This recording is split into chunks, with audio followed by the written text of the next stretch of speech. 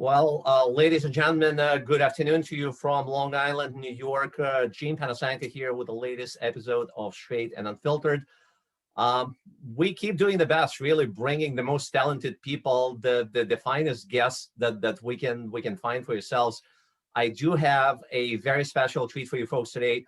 We have Mr. John Miles, who is an incredible person, as I can attest to you. He is a U.S. Navy combat veteran, decorated multi-industry CEO, entrepreneur, speaker on human performance expert.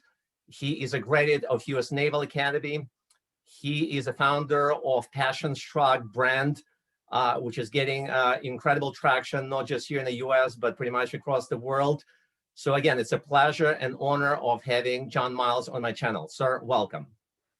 Hey, thank you. So glad to be here, and thank you for the audience for tuning in. My pleasure indeed. My pleasure indeed. So we have been trying to connect, obviously, and finally we have done it. So you're here, and there were so many things that I would like you to cover, but just following the format of this channel, John, we're going to stick with about 45-minute average that we have done. So let's just go back to get started. Speak about your youth. How you came up with an idea of joining the military. How did you end up going into the U.S. Naval Academy? Just take us back, a couple of decades. Yeah, so I was fortunate to be third generation military. My grandfather was an Army officer who was actually part of, I think it was the 11th Airborne during World War II. But he, just before getting deployed, was reassigned to Fort Detrick. And when he was at the University of Michigan, he was a pharmacy student and had pharmacy degrees and some engineering degrees in bioengineering.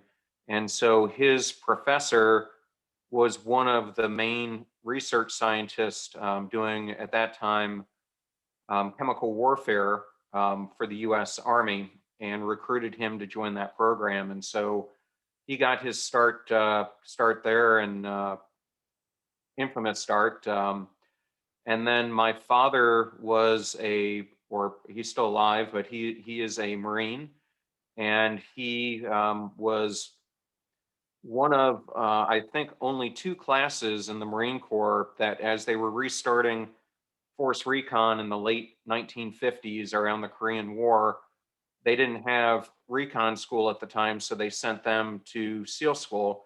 So he went to underwater demolition training. And so he's one of the few that was a frogman and a Marine. Well, God bless and thank them, and thank you for your service. It's extremely humbling to me to, again, have guests like yourself, and it's absolutely beyond me how detached the bulk of the country's population is from the military service. I grew up in Ukraine when it was still part of the communist Soviet Union, and that's where I actually served in the military. Again, unfortunately, we don't have a choice in life, where we're born, but we do have so many other choices that we're trying to exercise, once we grow up, which is exactly what I did. But it's totally beyond me how millions and tens of millions of people in this great country, how much they're disconnected from the military service, the fact that those brave men and women keep us alive, protecting the freedoms that America stands for. And again, on my end, I'm trying to make every bit of contribution I possibly can. The people who have known me for many years, they know that I've been serving on the board of the U.S. Soldiers, Sailors, Marines, and Airmen Club. I'm sure you've been to that place on Lexington Avenue. It's only a few blocks away from Grand Central and the Chrysler Building. But again, when I'm seeing those people, who went through really hellholes, being deployed all over the world, protecting our freedoms, and they come back.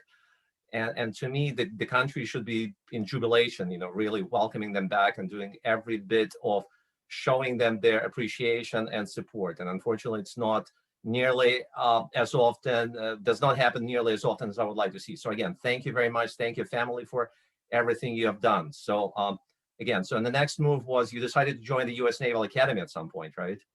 Well, yes. When I was in high school, I was lucky enough to be a gifted athlete, and I was highly recruited at a number of universities where I had gotten large scholarships. Yeah. And growing up as ROTC, that was the program you went through? no, growing up as a kid, my grandparents and parents all went to the University of Michigan, so it was always kind of A great school, in yeah. the hip pocket that if I got in, I was going to go to Michigan, and I got a big ride there for varsity athletics. But along the way, I was recruited by the Naval Academy, and as I was nearing my college decision, I think it shocked my parents, but I'd always had this work ethic inside me. I started working when I was in sixth grade, had a paper route. As soon as I could, I started working in grocery stores. And I just became fascinated with leadership and even at an early age, why some leaders excelled so much and so many others do not. And so I thought, what better opportunity than to go to a service academy to really learn in one of the best institutions in the world what it means not only to be a leader, but to become the best leader I could become. And so, it was kind of with that backdrop that I entered the academy. And I also thought going in, I would be exposed to so many more experiences than you would ever get in a civilian college. Because during your summers there, unlike in the civilian world, when you come back home, you're deploying with the fleet, and some of those, deployments give you exposure to, for me, submarines, the Marines, ships, aircraft, and so it just gives you a different perspective than I would have ever received in a normal university. Especially at that young age. Look, I mean, God bless you. Again, very few people, they have what it takes to feel that level of patriotism and dedication to the American values, to put pretty much everything they have at that time, again, being 17, 18 years old. A lot of kids, literally kids, because they have not seen anything outside of the basement of their mom and dad's, house, and clubbing and partying. That's pretty much all they have on their minds. And it really takes a lot more of a person like yourself to do what you have done. So again, kudos and appreciation to you, John. Well, Excellent. thank you very much. Absolutely, absolutely. So what was your first deployment once you graduated from that wonderful institution? So I've had a number of times in my career where events have happened that have changed the course. And for the academy, that was one of them. I had always wanted to be a Navy SEAL as I was going through the academy, but I played rugby and got hurt Oh, sorry to sometime hear during that. my senior first year, and so I got medically disqualified at that point from being a SEAL, Right, and so I became what they called at that time a cryptologic officer. Today, it's an information warfare officer. right, And so my first deployment was I was based in Rota, Spain, right. and at that command, I was what they were called, or what they called, a direct support officer, which meant I would take a group of soldiers, um, and we would go on. It could be an aircraft carrier and go on flying missions. It could be a submarine. It could be a ship, and we would do anywhere from a couple week deployment to a few month deployment. And while I was at that command, I did 10 of them. Um, so you have your home command, but then you get assigned to that unit. And so early on, a lot of the deployments were focused on the Balkan War that was going on at that point in time, Right. in the struggle between Bosnia, yeah. Sorry, yeah. Bosnian conflict. And Yep. then also at that time, there was a lot going on in North Africa as well as Iraq. And about halfway through that first tour, I was contacted by the National Security Agency, and they wanted to start up a new, um, they called it the Information Dominance Corps, where they would have their units deployed with Special Forces team. And so on the Rota base, we had Naval Special Warfare Unit 10, which was a SEAL training command, and myself and a hand-picked group of eight soldiers that I picked were reassigned to them for about 18 months, where we trained with the SEAL teams, and then all of us, including myself, did a number of deployments with them. For me, some again were in the Balkan region, but I also went to southern Iraq, Kuwait, the Persian Gulf with them. And it was important for me to go. Sometimes, you would think an officer wouldn't, but to me, if you're going to have the men do these deployments, I had to understand what they were going through and see it firsthand and train with them. So for me, it was really that first perspective. And, what we provided for them was kind of um, battlefield awareness of what they were walking into. Plus, we did human intelligence support and some other SIGINT and um, other areas of intelligence support for these teams. That's pretty incredible experience. Again, a lot of people, they do a lot of reading nowadays about what the U.S. military has done. I myself have been very fortunate to meet many, many, many, decorated veterans of all branches, from the U.S. Navy to, the Army, Air Force, pretty much all across the board. I had a chance to meet some of the Navy SEALs that, again, participated in some of the most clandestine operations throughout the world, from again the Middle East to Afghanistan. And again, I can't thank you enough and salute you enough for what you have been doing, and what you have done. So that's pretty incredible experience. So overall, how many years have you stayed with the U.S. Navy, John? I was in on active duty for 6 years, and then I spent 3 or 4 years in the reserves. In the reserves? Yeah. Um, but maybe one of the most fascinating, not that that wasn't fascinating. That was, it was everything I had wanted because I got to, train with, work out with, deploy with special forces teams, which Right. was always my aspiration. But I was short selected because at this time I was a lieutenant junior grade into a lieutenant commander's billet at the counter drug task force down in Key West, at that time called Joint Interagency Task Force East. It's now called JADF South, but it was really the command and control center for all counter narcotics that were coming in from South America or the Caribbean The into the United Caribbean States. basin. Yeah, I'm very much familiar with the place. One time, a couple of years back, I was on business in Florida, and obviously, once you're in Florida, you want to take a ride to Key West, and obviously, it's a major, major installation. A massive U.S. naval facility down there. So yeah, yeah, absolutely. Well, for me, it was one of the most rewarding jobs I've ever been in because you could start the day right when you come in, get some intel, pass it on to the deployed units, and a couple hours later have a drug interdiction. But more so than that, it was recognized as being the best command and control fusion center that the military at that point had ever created. So the Department of Homeland Security, all their operating procedures were based on what we were building because in this command you had all the American armed forces, but we also had representatives from Holland, the United Kingdom, Colombia, Mexico, plus CIA, DEA, NSA, like I was part of, customs, FBI, et cetera. So it was really the first time I think that you had sharing between those organizations where so much of their budgetary dollars gets caught up in who gets the credit for a takedown.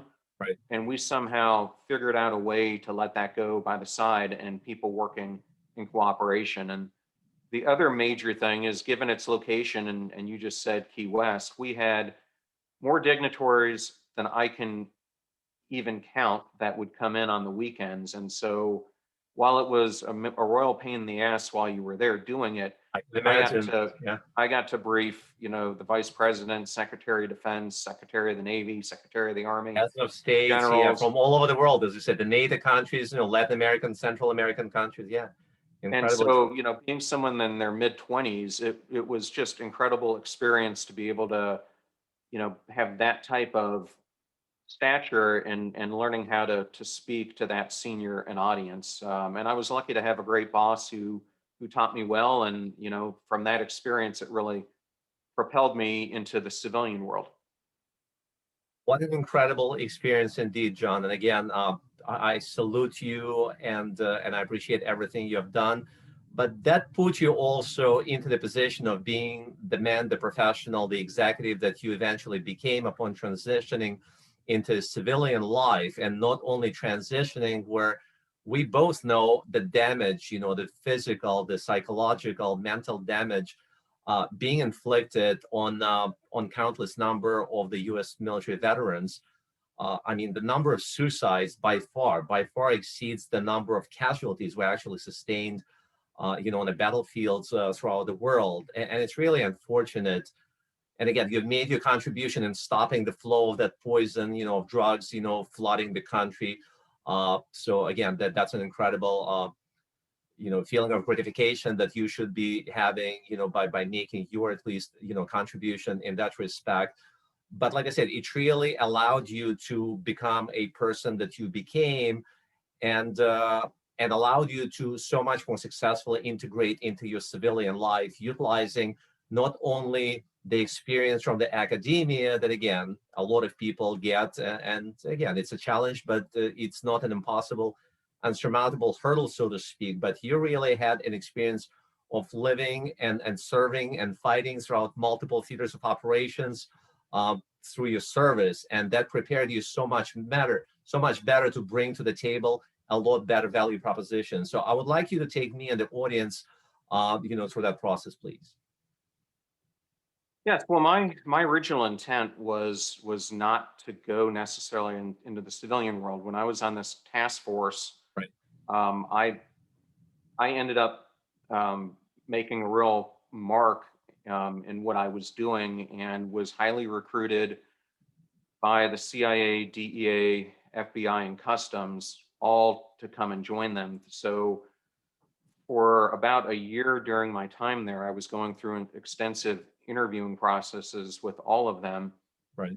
And then I ended up deciding to take the appointment that I got to join the FBI and be part of the start of, they were just starting to build an information warfare capability, along with what they were doing with counter drug. And so I was supposed to be part of that inaugural group. And what ended up happening is I got permission to get out of the service a little bit early, in fact, to take this appointment.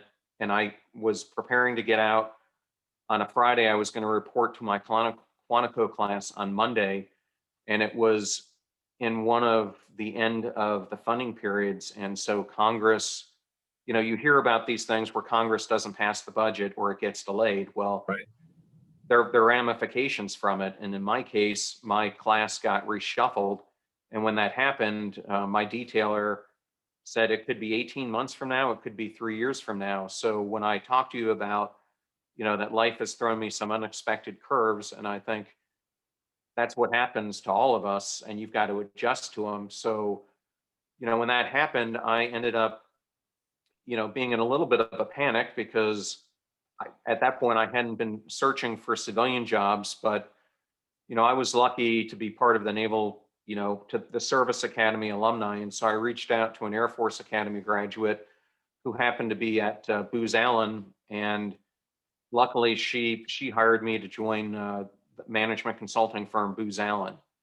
And so for me, it couldn't have been a better transition because Booz Allen, which, at that point was very similar to McKinsey, Bain, Boston Consulting Group, Yeah. had a very good methodology that they taught everyone called No Stones Unturned. And so for me, having been trained in total quality management when I was in the service, to then be able to pick up this methodology that they had and be trained, not only in the public sector, but the private sector as well, ended up being a very good pivot for me, and, allowed me to take that leadership acumen that I had from the military and use it right away. And ironically, the first project that I got assigned to was working for the former head of the NSA, helping the FBI create their information center of operations. So how uncanny is that? But that was already in a civilian capacity, correct? Once you Right. left the military. But It- it was the second time though that I had wanted to do something, whether it was be an FBI agent or a SEAL, that the whole world came back, and I ended up working with them anyhow, but this time as a civilian.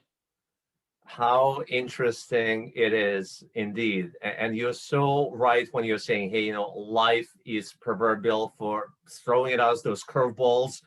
And it's really up to us to show how capable we are to react in a proactive, so to speak, way, as opposed to, giving up and throwing in the towel and, hey, I can't deal with that. It's too much for me. I'm getting stressed up.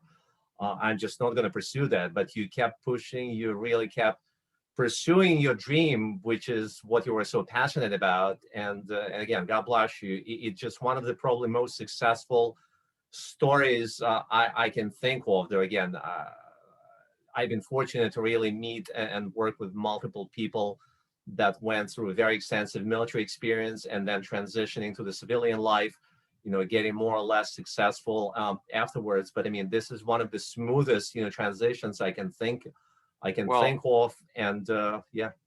no, I thought, well, I mean, I think luck has a lot to do with it, but the other thing I learned from that You experience, said luck. I think luck had a part to do with Well, it, but I luck, think, you say luck because you're a modest person, which is the true definition of a great and successful, professional. In my opinion, it is the skill, it is the skill, it is your discipline, it is your mind, it is the perseverance. It's a combination of all those factors that made you kept going when a lot of other people, they would just give up and they'll say, screw this, I just can't deal with this. It's too stressful, and it's unfortunate, but it's just not my destiny. I'm out of luck. But again, you kept persevering, overcoming that adversity, and that's remarkable. So, yep, well, thank you. And, absolutely. following that, Booz Allen reassigned me from the DC area out to San Diego, where I was helping them start their information security and information technology practice. And it was a great time because we got to work on companies like Qualcomm, um, as well as government agencies. And at that time, SPAWAR, it now has a new name, had just been relocated to San Diego, and so they were kind of our tenant government client. But along that, we were also providing support to the private sector clients as well. And for me, it was a fabulous learning experience, and I ended up having one of my most fortunate interactions along the way. And if you're a listener out there, I would, from that first thing about joining Booz Allen, what I would tell you is don't be ever afraid to ask. If I hadn't picked up that phone and you know, called that leader from the Air Force Academy, I would have never had that opportunity. It's just like today, if I don't make an effort and try to call someone, even if I don't think I'm going to get them on the podcast, you're never going to know if you don't give it a try. Or you never know, probably like you're never going to know unless you give it the try to start the podcast to begin with, and get that inertia to keep it going. So I had this really fortuitous meeting where I had just come back from DC, where every time we're back there, they give us briefings on different projects that the firm had underway. And we had this huge program, the largest in the world at its time, where we were doing all the distance learning for the Army National Guard. And I ended up meeting this gentleman at this conference while we were both taking a break. And growing up, I always loved the old Corvettes, and he had a Corvette jacket on. And so we started talking The about classic American cars. Any kid anywhere in the world, you look at the Eastern Europe, you look in, at Asian kids, Corvette, it's a legend. And again, the kids that never step their feet in the US, they stand no chances, but they know Corvette from all those wonderful American movies and the classical ones, they're absolutely legendary. Yeah. Well, it just, we started talking, and to this day, when I meet new people, the last thing I try to approach them with is work or sale or anything. So I was just talking to him about Corvettes, and after about 5-10 minutes of chatting about Corvettes, he asked me, what do you do? And I said, I work for Booz Allen. And then I said, well, what do you do? And he goes, well, I'm the head civilian instructor at Top Gun. That's how you connect. And he goes, do you guys have anything to do with distance learning? And, Yeah. it was just so, it was planted right in my lap, and I go, yes, we just deployed the largest distance learning program in the world. And What a great as story. Yeah, what a great story. as fate would have it, once that happens, you got to do the work to court him. But about 9 months later, he awarded us a sole source contract worth, I think it was $15 million That's to build incredible. Strike Fighter Online. And And so, you were still new to the industry. You were still new pretty much to the civilian world, right? You were just recently discharged from the U.S. well, Navy, and getting the deal of that magnitude. I mean, it's a dream come it, true for so many people out there.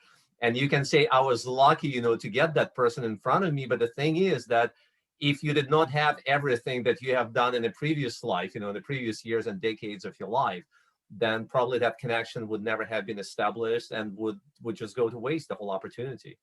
well, and it was such a fun project because I had many Naval Academy, friends who turned out to be fighter pilots. And so we would go to all these fighter bases across the United States, and we would, take flights in the fighters. And more so, we talked to the pilots about how they wanted the whole tool Yeah. configured. So we ended up developing it as a 3D model as if you were in an F-18 cockpit. So Wow. the whole thing was just, I couldn't have asked for a better project. And you were right. The brass at Booz Allen was just amazed that, someone so young came in and wins one of the largest contracts they had had all year. Again, But it's of all the dues you paid, it's of all the stripes you've earned, it's about, blood, sweat, and tears, literally, that you had to shed, developing yourself into who you eventually became to join the corporate world and deliver, again, that incredible value proposition that contributed to that overall success. Yeah. well, and it turns out they weren't the only ones who had heard. So back at that time, Arthur Andersen was, out of all the big four, the behemoth of the big four. And it's kind of like when they used to say you get a call from IBM, you go. When you get a call from Arthur Andersen and they're They were the asking name. Look, I you, mean, they were the name. I have clients who actually work for them as consultants, and I'm very much familiar with the company. It's too bad, what happened to them eventually, the outcome. But it was an amazing, amazing part of, again, American consulting industry. Yeah, I was at the epicenter. you So were. I got When hired. the whole thing hit the. I got hired to Houston, and I was recruited in to build their cybersecurity practice for really the whole Southwest of the United States, and to lead their global threat and vulnerability practice. And so I did that for the first couple of years I was there. And during that time, um, one of the most important topics I talk about is mentors. And at that time, they were doing this crazy program that when you came in, they assigned you a mentor. And I've never liked this because, a mentor isn't someone that, you just are going to bond with anyone. To me, it's a very conscious choice you have to make who you want to mentor you. I agree. Yeah, it And, needs to be some level of compatibility as far as the values, the outlook, so many different parameters that need to come into play before you actually team them up. Yeah, yeah, totally well, agree. I always looked at it as you need someone who's going to counsel you. You need someone who's going to champion your cause, and who's going to sing your praises no matter where they are, like they're a cheerleader. And so for me, I shot as high as I could, and I ended up starting to get mentored by one of the top 5 partners in the firm, and the gentleman at that time who was running my whole practice globally. And I went in with an idea that I thought we were doing a great job servicing large clients, but we weren't really doing anything for high growth mid market companies, those small, medium businesses and startups at that point that were taking on such flight. And so he put his weight behind me, and I kind of pivoted and started the firm's high growth mid market practice. And within 2 years, we had, almost 1,500% growth. And then 1,500, 1,500% growth. It was the 1,500, fastest insane, growing insane. practice Yeah, at the yeah. firm. I was at that point, I think 30 or 31. And then out of nowhere, we start getting wind that there's this investigation at Enron, and I luckily never worked at Enron because in the Houston, That was 99, John. What year was yeah, it? 99? so at that, it was probably at 2001. Okay, So so that's when Enron started, I mean, the scandal started developing, yeah? so that's when the scandal started. Yeah. And because of, in our office, we had the largest office in Anderson in Houston. There must have been 2,000, 3,000 I've people heard there. that was the largest facility by far in the country, yeah? And about 3/4 of them worked on Enron. And so they had to keep us, people like me, separated because we had to do other client work and remain independent. So when this all started going down, I was an observer, but really had no skin in the game, didn't think it was going to affect me until about 2 weeks in to it. A security analyst and an FBI agent showed up at my office and asked for my computer. At the And they door. said I would Let get us it take back. that. They said I would get it back in a couple days. I never got it You back. have never seen it again. And I remember, at that point, the firm was telling us, everything's going to be okay. And I remember about 6 weeks later, that partner who was my mentor, who I'd been Right. working for, called me up and said, whatever you do, you've got to get out now. He goes, Wow. I just resigned. And, the leadership has not been truthful. And so again, Gene, I was faced with another, thing completely out of my control that hit me. And I have to tell you, this time, I was absolutely, depressed. I was beside myself. I had It's lost. devastating. Look, I mean, the position he had, and again, this was really by far the biggest name in the industry. And, dealing with those devastating, really, consequences of what happened to the country, I mean, to the company, that would have a direct impact on your life, on your career, your well-being, your mental state, obviously. I can just, I'm trying to imagine the state of mind you were in. Yeah. One, for many of us, we were even embarrassed to put the name Arthur Anderson on our resumes because of the stigma that it was carrying. Plus, I had been going through the partner process, and so I had to pay in about $250,000, which I lost all of that. And so, I That was at in the this company point, stock. You had the company stock that you had to forfeit, or what happened? no, when you buy into the partnership, Oh, the partner. Okay, got you. you have to buy into it. Right. And so, once you put those fees in, they all got sucked up, and I was one of the lucky ones. Many partners lost millions of dollars, but still, for me, $250,000, that's a lot of Benjamins. Yeah. Very sad, very sad. Yeah, devastating.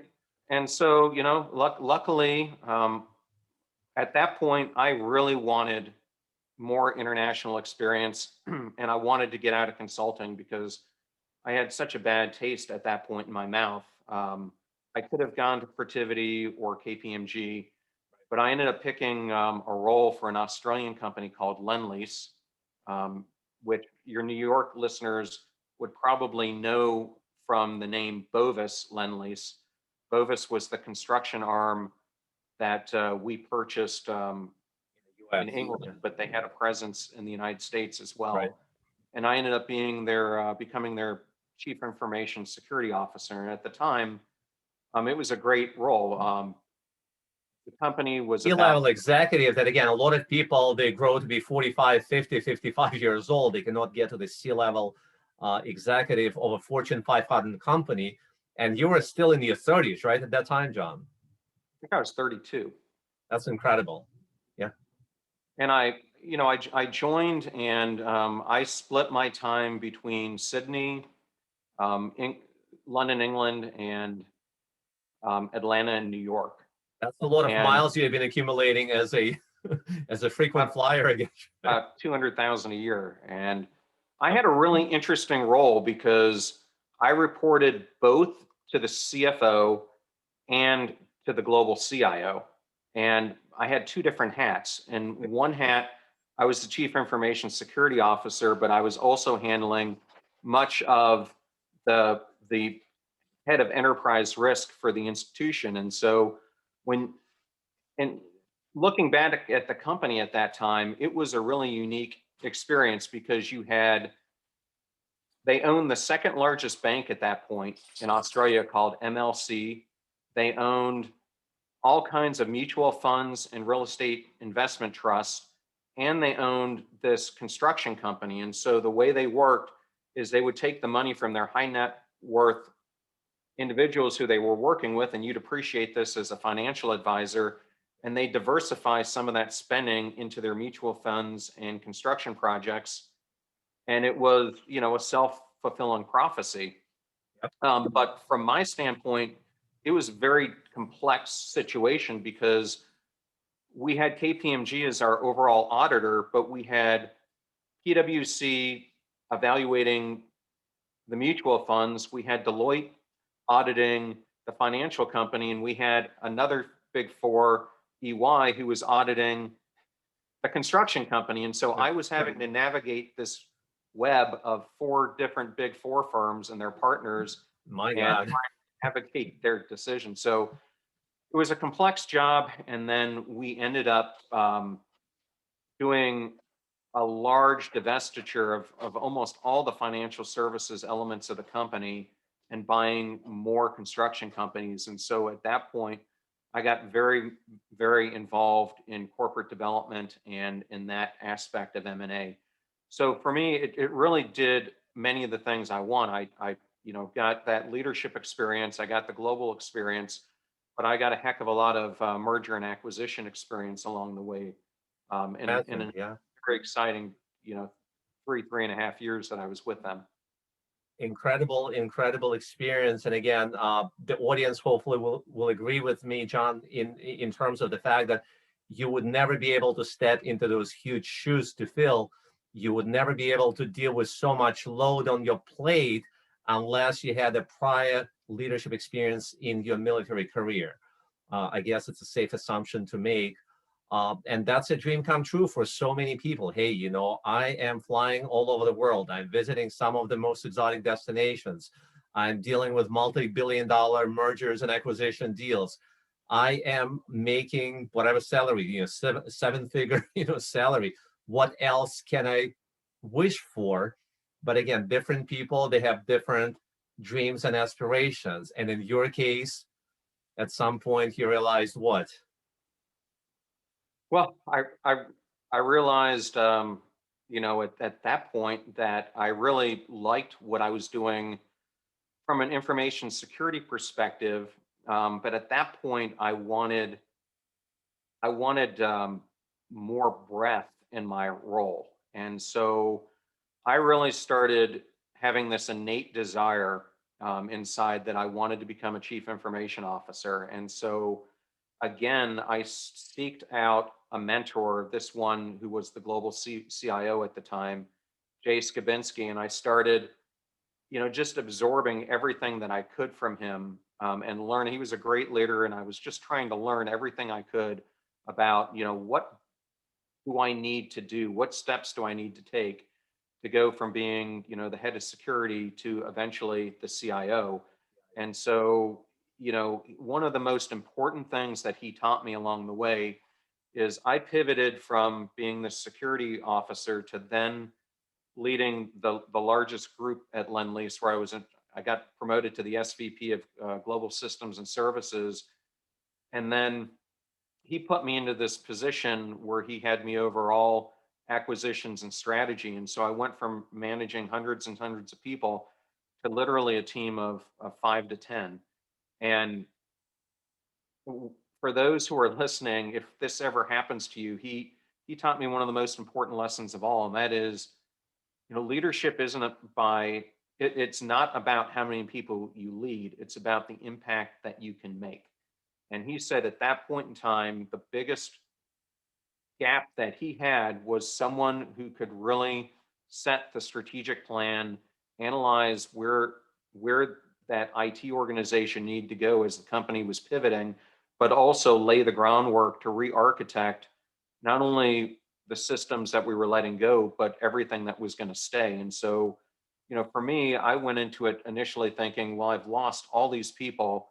But I think so many companies today, if you look at General McChrystal and some of the things that he preaches, and I teach the same thing about Gardner leadership, it really taught me that whole lesson that as a leader, you need to be eyes on, but hands off. And that small teams are the way to evoke huge change, because I think Jay knew if he would have kept me in that huge team, it would have been as if I was trying to turn the battleship. But because I was in that small group, we were able to do so much more so quickly, and basically off the radar. So for me, that was a huge learning lesson. And along that path, Gene, I got a call again, completely out of the blue, this time from Lowe's CIO, Steve Stone. And back at that point in time, 2005, Lowe's had just underwent the largest cybersecurity attack that a retailer had ever experienced. Some gentleman in an Ohio store, it was Ohio or Michigan, I can't remember Right. now, but Midwest. Yeah. they were able to connect to the Wi-Fi in the store and had made it all the way to the general ledger in the Wow. mainframe. And had it not been for a computer operator in the command center who just happened to notice something looking weird, Picked up some unusual activities. Yeah. these gentlemen, had control of the crown jewel. And so, I jumped on the opportunity. At that point, they were about 48 billion in revenue. Wow. And it was a monumental task, because when I walked in, I realized that although they were a $48 billion retailer, Yeah. they were still operating like a mom and pop shop. And so, Nothing has been implemented really to prevent the level of devastation that has been inflicted as a result of that horrendous attack. Yeah. correct. And so for me, this was really applying everything that I had learned along the way. My military leadership, that no stones unturned approach from Booz Allen, method one, and having to learn how to apply it, Scrum, and being, familiar with agile management. And so I came into this role, and I spent the next 3 to 4 months just head down analyzing, where are all these breakdowns coming? And it turned out to be systemic. Not only in the IT organization, but company wide. There just wasn't a security threat posture throughout the company. And so, So extensively spread, yeah, all across the board. Yeah, very unfortunate. And you would have thought that a company of that magnitude, multi-billion dollar, you said 48 billion at that time, they would be better than being, pound smart, penny smart, pound foolish, and they would have invested some money into developing and reinforcing that infrastructure, building whatever kind of firewalls and security, instruments implemented, but nothing of that has been done. And as a result, again, this extensive damage has been inflicted. Yeah. well, they had done a lot of great work. They just, I think, like so many things happen, you try to look at things piecemeal, but no one was looking at kind of that holistic picture. And Yeah. so I laid out a 3 to 4 year plan that not only dealt with, the security posture of the IT systems, but the training programs that needed to go in, the modernization of the data centers, applying the, they call it ITEL, IT infrastructure library, and getting everyone in the organization on common standards, common processes, and then laid this all out. But for me, it was a complete, at that point, taking everything I'd learned from the military, my consulting work, working for, Lend-Lease, and then applying it all into this job. And, we were able to turn everything around, what we needed to in 18 months. And then I got reassigned. And for anyone who's out there looking at Home Depot now, they've got this program called One Home Depot, and they are spending $11 billion on it. 11 billion. Insane. The numbers are just incredible. Yeah.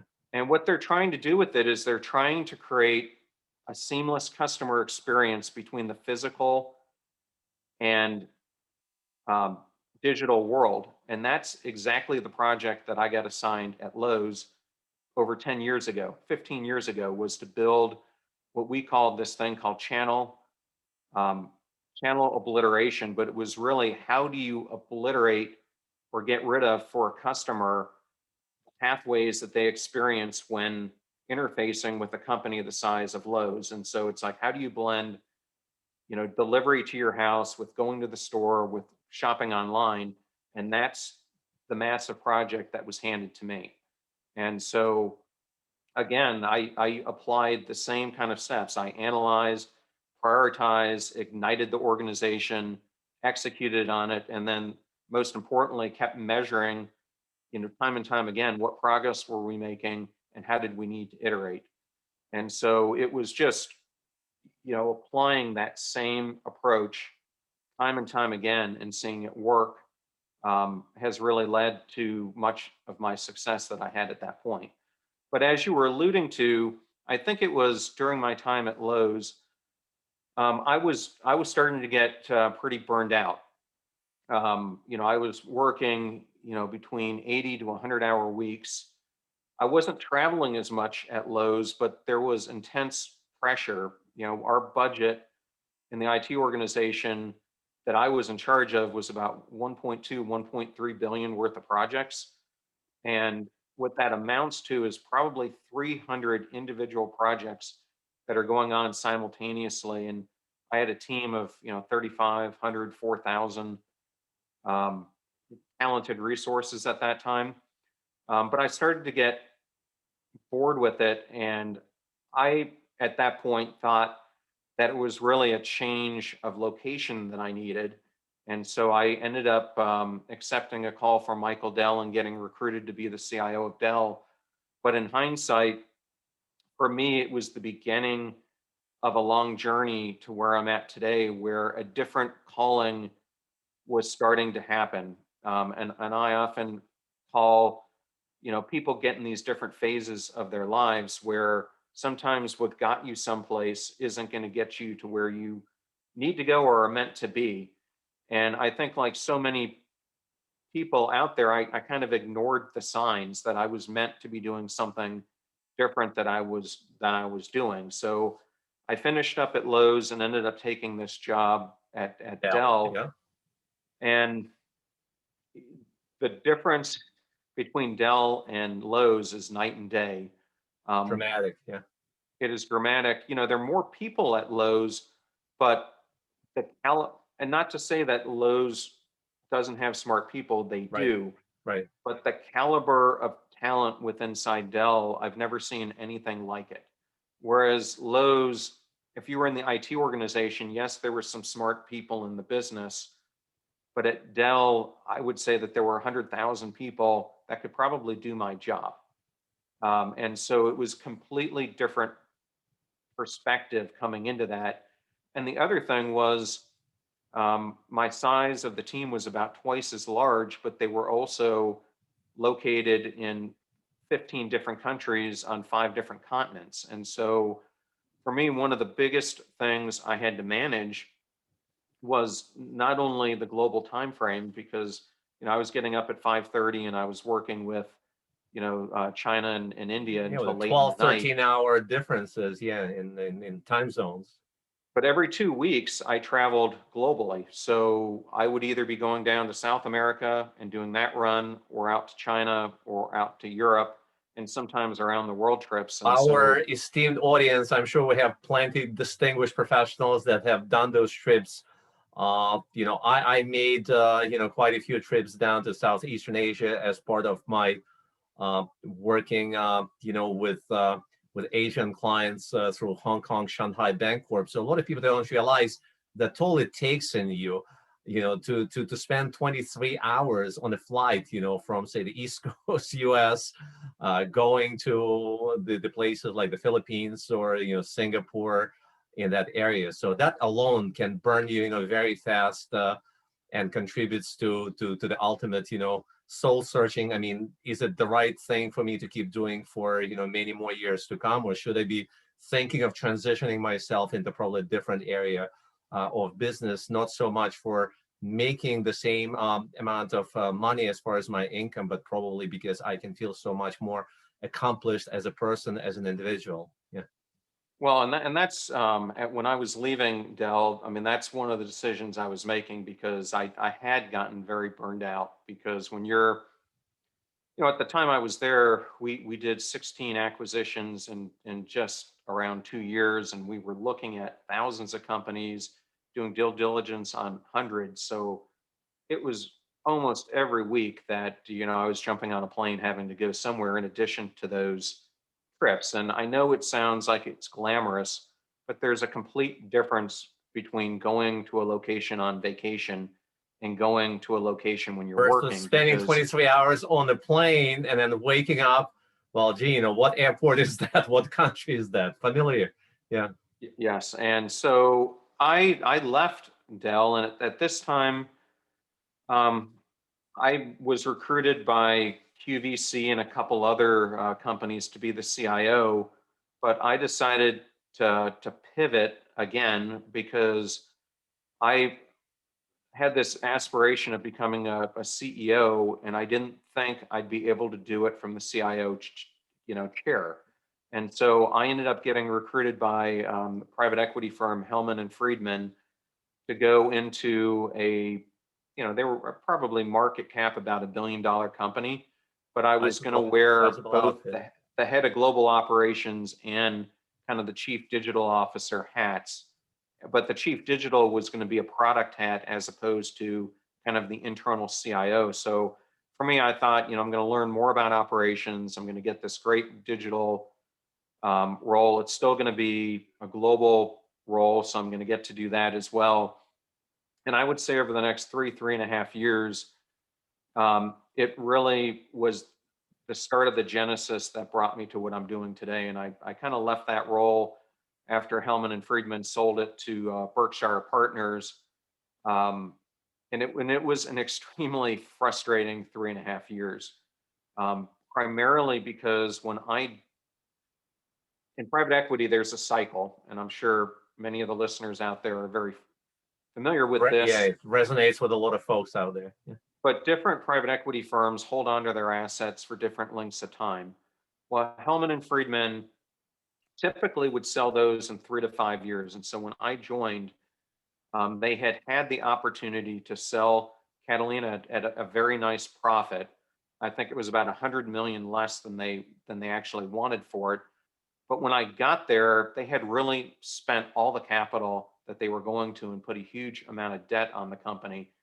And when I got in there, I realized it needed so much modernization of the historical systems. And I can't even tell you how much manual work was going on that we could have automated. But You would have thought that the unfortunately, company of that magnitude, the size of $1 billion plus, as you indicated, I mean, they would be smart enough to spend some money on developing that technical infrastructure to save them time, money, and effort. And yet they chose to work, in an environment like they used to, years, if not decades back. well, I mean, to give you like comparison, the IT budget at Dell was 1.6 billion. I think our whole IT budget at Catalina was about 50 million. And what The we difference. needed to revitalize the architecture was about another 100 million, because it was going to have to be completely rebuilt. And so Huge we kept disconnect, just yeah, huge gap. on putting band-aids after band-aids on 20-year-old systems. And I really came out of that job and was looking at it as I was departing and saying, why do I keep on spending so much time helping other people build their dreams instead of building my own? And that was a huge turning point for me, because at that point I decided to go out on my own, and I initially started a kind of a niche consulting firm, but it kind of was leading me down this path to founding the company you mentioned earlier, Passion Struck, and doing what I'm doing. But I think there's so many people out there that can relate to it, and I sometimes refer to them as bored, the beaten, broken, the battered of the world. But it's really, you know, we get into these careers, and I call them pilot careers or portfolio careers, where you kind of are going on autopilot. But I just reached a point, the more senior I was getting, that although I was making great money, I was completely owned, as were my whereabouts, by the companies I was working for. And Right. so it really took out a lot of the family balance that I desired. It really took out a lot of, for me, the health and wellness routine that I needed, because when you're on the road constantly, it's hard to maintain good eating habits. Often when you're eating out all the time, It's Yep. hard when you're going city to city and you're constantly jet lagged to get in that common routine of working out. And so I just found for me, everything was out of whack. My weight was out of whack. My, at this point, my career wasn't where I wanted it. And I was also finding that the whole time management between, the work I was putting in myself and my family compared to what I was giving to others was totally miscued. And so at that point in time, it was a very painful realization, but I realized I had to start doing some hard work of doing major self reflection, which I think if you get into these jobs, a lot of the times you just don't. I found myself, I just didn't have time to do it. I was constantly, caught up in, you know, the crisis of the day, or what the CEO needed for this, or what Michael needed for that, or this acquisition that, you kind of put yourself on the back burner. And I made it a point at that point in my life that I had to start putting myself in the forefront and start making different choices. Those are incredible thoughts, John, and I can completely agree. Many of my clients that went through the same process and processes, again, building their careers over years and decades, neglecting their personal health, both physical and mental, neglecting their family, their spouses, their kids. And as a result, unfortunately, they took, heavy damage, to the relationship, the family level. And while money is a critically important component in our lives, we just cannot function without being able to, pay the basic, bills from mortgages to, kids' tuition at the college. But the balance between that well-being and, again, being happy and accomplished, and being able to maintain your sanity, if you will, that's critically important. And more people, they come to that realization.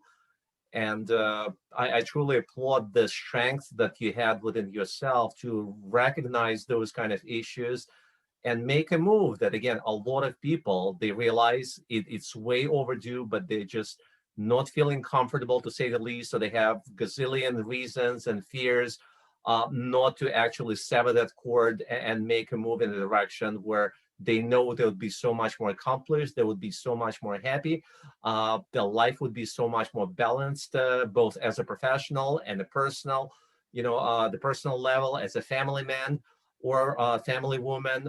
And they just, because of multitude of those reasons, they're not willing to make that move. You made the move, and obviously it had a tremendously, positive impact, not only on your personal life, but the people who care about yourself, your family, your friends, I'm sure, and the people who became your clients in your new capacity. Well, it totally changed my mind and how I function and what I put priority on. So for me, there's really three things that you've got to keep in balance, and that is your health and wellness, your relationships, and what you're going to do for your career. Yep. And whether it doesn't matter what your career is. You could be a creator, like an artist, or in the film industry. You could be a professional athlete. You could be a business person. Um, be an entrepreneur. But if you let those other two elements get out of whack, your performance across all three is going to go down. And I mean, if I would add a fourth leg, it would be your sleep patterns and how well um, that is intact, because it has such a great impact on our cognitive performance. But they're all intertwined. Such a great point you're making about the balance between multiple components and the sleep. Unbeknownst to many folks out there, I mean, there is more and more evidence as to the importance of getting at least 7 hours. I'm guilty as charged. Very often I'm not getting 6.5 hours, but I was very impressed to keep getting the life testimonies, not some kind of research from the medical community. One of the gatherings, one of the corporate events I attended in Manhattan shortly before the lockdown was having a Rear Admiral, United States Navy Rear Admiral, forgot the name. He's still active with the Navy, but he's transitioning just like you have been doing, gradually into civilian life. He established Right. actually financial advisory practice, alongside with his spouse. But he was speaking about a sleep component, which is so critically important. This guy, again, he is in his, I guess, early 50s. He looks at least, 12, 15 years younger, like really beefed, very in a great shape, both physically and mentally. And again, that was one of the things that he was very open about. Hey, never mind, don't try to be a macho man. A lot of people, they have that misconception. Hey, if you're a military guy, God forbid, like special operator, Navy SEAL or Army Ranger, you're getting no sleep, you keep going. You can keep doing this only for a certain amount of time, but then it's going to catch up with you, and the consequences can and probably will be devastating to you as a person, as a professional. So obviously, unless we're in those dire circumstances where you're deployed in a theater of operations, but once you're back to normal life, I mean, you really owe it to yourself to get some balance, between sleep, getting some rest, in addition to all other things that work for you. Yeah, so true. Right. Well, and as a result for me of both my time in combat and more recently, I walked in on a in-home burglary where I unfortunately had an armed assailant pointing a gun at me about 3 or 4 years ago. It causes me to go through a lot of symptoms from PTSD. So, one of the things I unfortunately have to deal with is night terror. But I've been wearing. There are many different devices out there that you can use. I happen to use one called a Whoop device, WHOOP, Right. and I've been just looking at my sleep patterns in detail, trying to figure out what exactly causes a horrible night versus a good night, and then what does my performance look like the next day? Because if you're not sleeping well, I mean, you're going to gain weight. You're not going to feel great. You're not going to be as sharp as you could be. But Stress, yeah, through the day. I mean, you can't function normally. You cannot be productive. Yeah, let but alone I am happy. finding that there is a major tie, not only between working out, but also your gut health and the eating habits that you have. And I find in my case, if you're eating too much sugar or too much carbs, it definitely has a bearing on how you're going to sleep. Different folks definitely, they have different things that they can or cannot consume, just to keep that healthy balance. But have you been able to stabilize your sleep with those devices, John? I'm working on it. Well, it's I'm always an working on it, but evolution.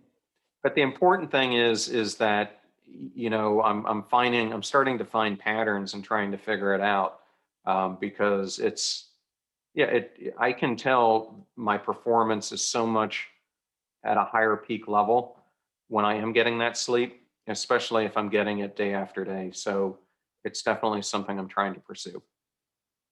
Again, hopefully it's going to work for you. And you're brilliant, man. You're incredible. Person. I've been listening to your multiple podcasts, where you bring some of the most brilliant people I can think of from the military, backgrounds to, absolutely incredible professionals. It's really who is who on the Fortune 500 list, that you've been privy to be in touch with and have as guests on your Passion Struck podcast. I do hope that our audience, both on YouTube and the podcast platforms, you're going to look up Passion Struck podcast, wealth of information from some of the most incredible individuals that you would want to hear. So again, I know you're in the process of growing, you're getting traction, you really keep growing exponentially.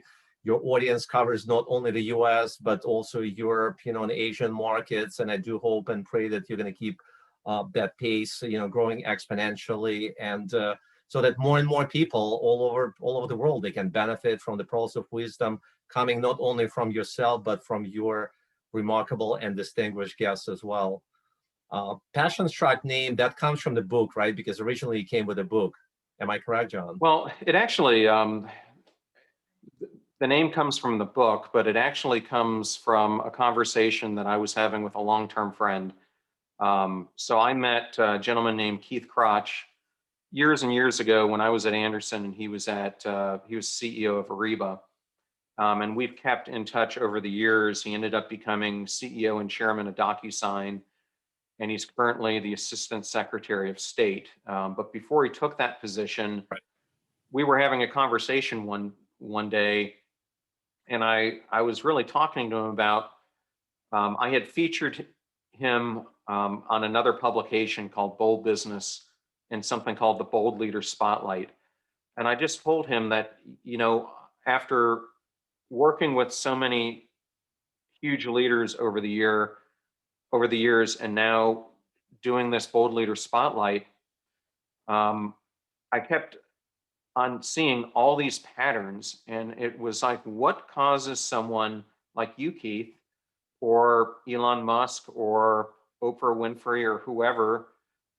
It doesn't, or it could be a minister in your local area who suddenly takes off, and this term came up. They're passionate, but they are so passion struck by what they're doing that they're willing to pursue it at the risk of everything: financial peril, the cars they're driving, the home they're driving, their reputation, because they have found a problem that they believe in so much that's worth solving, that they're going to become passion struck about solving it. And so it kind of came out of that discussion. And when I read, was researching names for the book, it kind of came back, well, why don't I name it Passion Struck? And then as I was looking to form the brand, it just, it seemed like a great name, and I was able to trademark it and get the domain. So that was the thing I was just about to make a point. I hope that you got the best,